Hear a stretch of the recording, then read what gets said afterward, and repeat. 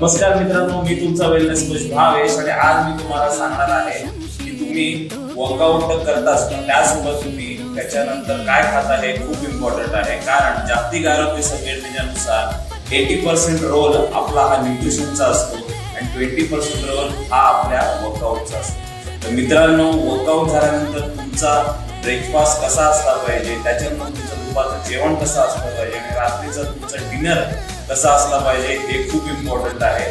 जास्तीत जास्त प्रोटीन युक्त ब्रेकफास्ट आणि डिनर तुम्ही करता आणि ओव्हरऑल तुम्ही तुमची प्रोटीनची मात्रा दिवसभरात कंप्लीट करता, तेव्हा आपल्याला आपल्या मसल बिल्ड मध्ये किंवा आपल्या फॅट लॉस मध्ये सर्वात जास्त वाटतो.